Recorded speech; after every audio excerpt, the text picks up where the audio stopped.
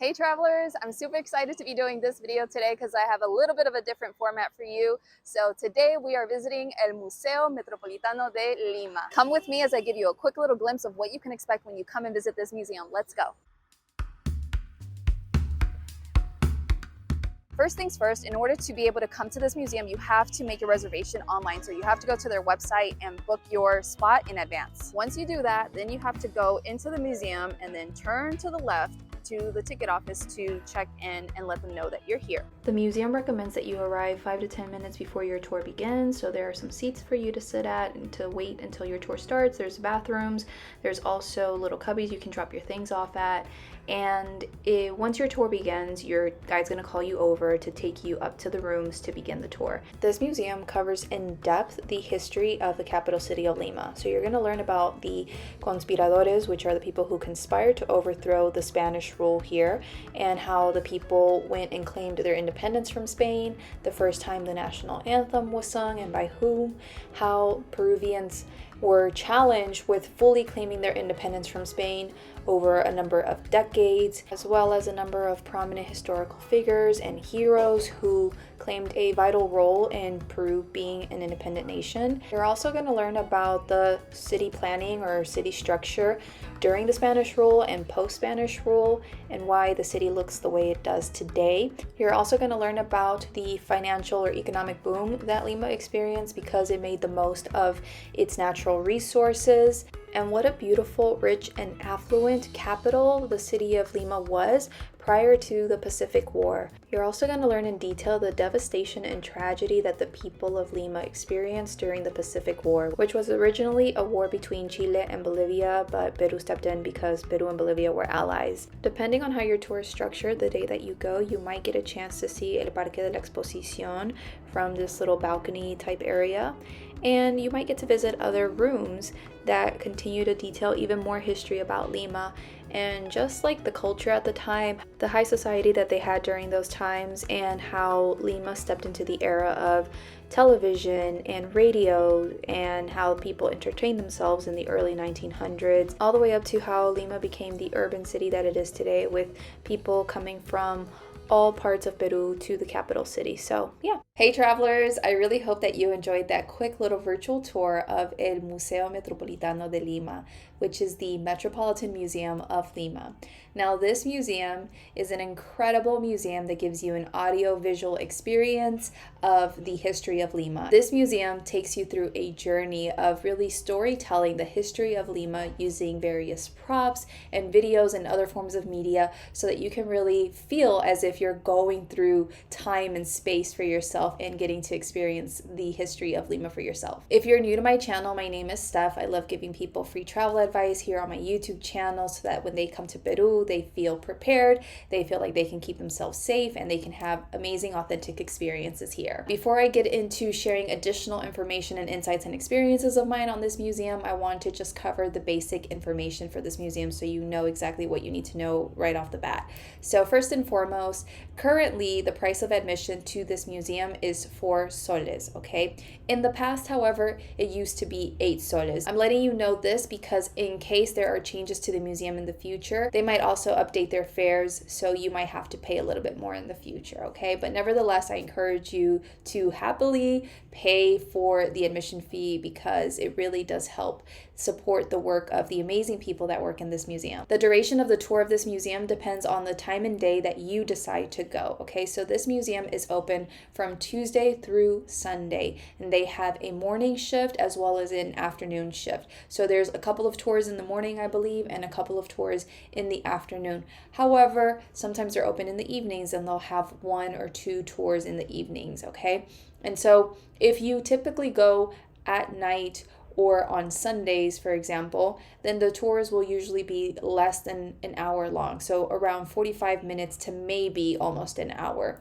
However, if you go during the weekdays, especially during the day, the tour might last a little bit longer than an hour. It might be an hour 10, an hour 20, maybe an hour and a half. It just depends on how things flow. But during the evenings and on Sundays when they're busy, especially on Sundays, they have more tours. They have tours going out like almost every hour. Because they have tours going every hour, they have have to keep things like short and quick, which is why sometimes the tours are a little bit less than an hour when you go on Sundays or on Friday evenings, for example. The amazing building that the museum is in was actually first created about 100 years after Peru declared its independence. Peru declared its independence in 1821, and in 1921, construction of the building was started and it ended in 1924. I'm recording this video in 2023, which means that the building is nearly 100 years old. I said at the start of my video that you have to make your reservation online, and that's not necessarily true, although here's why I really recommend that you do it online. The reason for that is that if you don't make your reservation online, then when you actually get to the museum, they can still book you for a tour. However, if all the spots were taken for the tour at the time that you arrive in, then you're going to have to wait for the next tour at, an hour and a half, 2 hours later, more or less. So this is why it's really important for you to make your reservation in advance so that they know that you're there and you have claimed your spot. And that way, when you arrive, you don't have to worry about being pushed back to a following tour, or maybe not even have a tour at all. The way to book your spot for this tour is by visiting their Facebook page and then clicking on the link that's there, and you will be redirected to the sign up page to book your spot. And you just take yourself through the process of selecting the date and the time and putting in your personal information just to book your spot. You don't have to pay for anything up front. You pay when you go to the museum. So when you get to the museum, I recommend that you have change, that you pay exact, because they might not always have change to give back to you from what you've paid. So please make things easier on yourself and the museum employees by having exact change for your ticket. The museum conducts tours of about 18 to 30 people at one time. So this is why I really recommend that you reserve your spot online. And here's the most important piece of information, so I hope you are still around watching this video. This museum at this current point in time is solely conducted in Spanish. So if you don't speak Spanish, you don't understand Spanish, chances are you're not going to really be able to appreciate and make the most of this amazing museum, of this amazing audiovisual experience, because of the language barrier. That said, it is possible to do the tours in English, but you're going to have to coordinate with the museum in advance, and you're going to have someone, a tour guide of some kind, to take you to the museum to be able to do the translations for you. So essentially what you would need to do is just reach out to the museum. I'll put all relevant museum information in the description of this video. It's not going to be in the comment section, it's in the description of this video. So click on that little button to show more and it'll show you the additional information. But basically you're going to have to reach out to the museum, let them know that you only have an English speaking group. They really encourage you to have about 18 people at a minimum for this English tour. But if you have less than that, I'm sure something could potentially be arranged, but you have to reach out to the museum first and foremost. And then basically the museum would coordinate with you to be able to welcome you at a certain date and time for you to do the tour in English. The museum tour guide would take you around through the museum installations and conduct the tour, and then your tour guide or the person that's translating for you would then have a chance to translate what the museum tour guide is saying. And this is how you would go from room to room to room doing the tour for yourself. If you don't have anyone to translate for you, who knows, maybe by the time you reach out to the museum, maybe by then they'll have a staff worker that can do the translations for you. So just always reach out, be in communication, and see what can be done. Ideally, the museum would love to offer this tour in other languages, especially English. That said, in order for them to be able to achieve this successfully and get the funding that they need to provide the tours in English, there needs to be more interest from foreigners. So this is why the more foreigners that we can get to visit this museum, the more information they'll be able to report to certain government entities saying, hey, we're getting more foreign tourists coming to this museum. We should really receive funding to invest in making this a bilingual or multilingual tour, and then they'll be able to receive the funding to welcome more people from other countries to this museum and do the tours in other languages. So if y'all can help me with that, I would really appreciate it, because it's a really awesome museum. And so with that said, I feel like I've said all the important information I needed to say on the matter, and now I'm just going to go ahead and share my own experiences and stuff. This museum was first inaugurated, I think, in 2010 or 2011. I can't remember exactly when it was, but I think around the time it was first inaugurated is when I went to the museum, and I really loved this museum. I'm not really a museum girly because I don't really like walking around and reading things on walls and then moving on to the next thing. That's not really my vibe. I like someone to like show me things and explain and, you know, just really help me feel more involved. And so that's what I really loved about this museum, because it is an audiovisual museum. They use different props and videos and just other types of media to really help you to be immersed in the history so that you feel like you're literally going through history for yourself. And when I first went, the museum was slightly different to what it is today. And this is because of the pandemic. So prior to the pandemic, they had different floors, and different floors told you different parts of the history of like Peru and Lima in general. So they had like a floor or an area that discussed the pre-Hispanic times. And they had another floor or section that discussed the viceroyalty times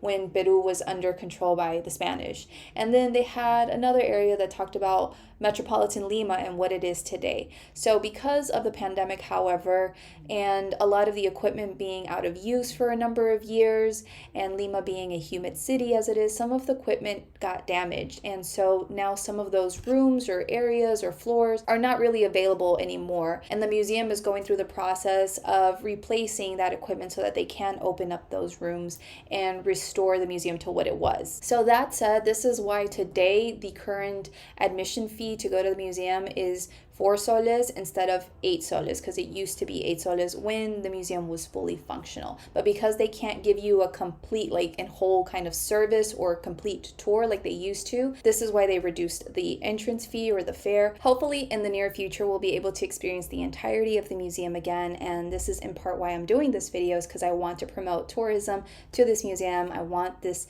museum to receive an influx of travelers, of tourists visiting it, so that way more people can learn about the history of Peru and Lima, and they have the numbers that they need to do more amazing things with this museum. Oh, and speaking of promoting more tourism and visits to this museum, I went to this museum 4 times to make this video for you guys. The dedication and the commitment. I should get thumbs ups and a bunch of comments just for that alone. But seriously, I went several times to the museum because I really love being able to report as much information as I can and just give my real, raw, authentic, unfiltered, comments or experiences or advice. So remember that I went to this museum in the past in its golden days, right? And I decided to go again actually during the first Sunday of July 2023, because I learned that sometimes you can go to some museums in Peru for free on the first Sunday of every month. This offer isn't available to all the museums in Peru. It's just available to certain ones. And I went, and this museum qualifies for a free visit. So I went, and I wasn't entirely happy with my experience just because I knew what the tour was like previously. So I was like, okay, I'm going to give this museum another shot and go again just to make sure. And it got really bright all of a sudden. I feel like my forehead is super shiny because I see the light glistening off this building and glistening off my forehead. But anyway, I went a second time just to make sure I wasn't harshly judging the tour and the guide and all that stuff, right? I like giving people the benefit of the doubt. So the second time I went during a weekday because I thought maybe that would be different, and I was right. See, that's where I learned that on Sundays it's really busy and they have tours almost every hour. And so because of that, the tours are shorter and you don't get to see as many of the rooms as you possibly can.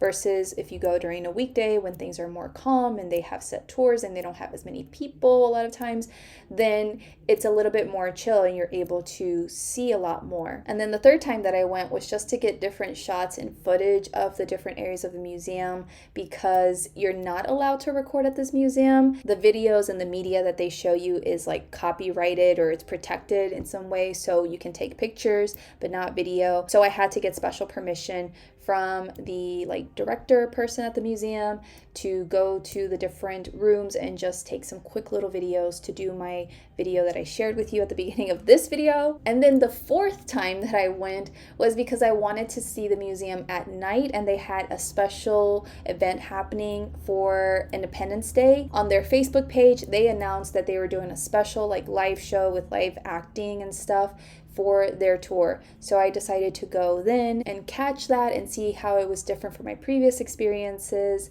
And I really loved it. And I was able to recognize some of the actors that participated in this different tour as some of the people that work in the actual museum. And I really loved the fact that the people there are just so dedicated and committed to their work and really reaching people with the rich history of Lima and Peru, that they're willing to do something other than what they normally do in their everyday jobs, which is, contribute a few more hours of their day to acting out certain roles and scenes and stuff just to make the experience that much more amazing. And I just really loved and appreciated that, because as I've been going around to these different museums and getting to know the people that work there, I just see how deeply committed these people are and how they really do the best that they can with what they have, because unfortunately, the government in Peru is trash.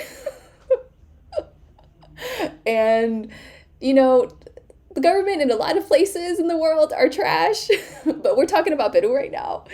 And the government in Peru should do more to really help the people in these museums do the good work that they're doing. And I don't think that they do enough. So when I become dictator of Peru, y'all already know, okay? Hashtag benevolent dictator Stef. Drop it down in the comments. But yes, so I just really appreciated that commitment, that dedication from the people that work in the museum. And I really enjoyed the experience. It was so much more fun, so much more engaging. It was different, and I got to see a few other different rooms that I hadn't seen previously in all the other times that I had gone to the museum. So they had opened up a couple of rooms to just share a few more things about the history of Lima. And so every time I go to this museum, I feel like I learn something new, because there's different tour guides. Like every time I've gone, I've had a different guide. And with each guide, I learn something new and I get to see something new. So, the first time I went around, because I went on a free Sunday, I didn't get to see like the balcony type area that overlooks Parque de la Exposición. I didn't get to see that. I got to see it during the second time around and the third time. So yeah, I just think that this museum is really interesting. It's been an amazing experience for me to learn more about the history of like Lima and Peru and like my ancestors and what the people had to go through to really like reclaim their freedom here, because I didn't go to school here, so I don't know the history really of what happened here. So if you have a chance to go to this museum and you can understand Spanish, or you can go with an English speaking guide, you can reach out to me if you want. Then I really encourage you to go, because it is definitely a museum worth visiting. And you just learn so much. I think it really helps you to understand the people in Peru a lot better and understand the spirit of like resiliency and hustling that the people have, because the people have literally had to go through so many decades of war to really fight for their rights and fight to be independent and to not have people invading them and just all these different things. So it really helped me to appreciate the country that I come from and my ancestors. And yeah, I'm just glad that I could have a really fun and dynamic experience by visiting this museum. So those are my final thoughts and experiences on this museum. Let me know down in the comments below if you're gonna go check it out, if you're gonna visit it. Let me know what you thought of this video format, because I'm playing around with different formats for the museums, just trying to see what works best. So check out this video format for this museum. Check out the format on the video for El Museo de Arte Italiano, which is going to be coming out soon as well on my channel if it's not up by the time you see this video. And let me know which format you enjoy the best, because I'm just always doing my best to become a better content creator and to share the amazingness that Peru has to offer the world in just really fun and interesting and amazing ways. So thank you so much for your time. I really appreciate you being here and watching this video all the way through if you did. And if you enjoyed this video, don't forget to give it a thumbs up. Drop me a comment down below letting me know what you think, if you visited this museum before, if you're excited about going, or just any other questions you may have. Definitely subscribe to my channel if you haven't yet already. To stay in touch with me, you can find me on TikTok and Instagram as Evolving with Stef. That's just my personal kind of account of me just sharing my own thoughts and experiences and whatever else I feel like sharing on there. It's not necessarily like a travel account. It's just me. If you want to get to know me, if you vibe with me, you can follow me there and connect with me. And as always, stay curious, keep exploring, keep traveling, and I'll see you in the next video. Ciao.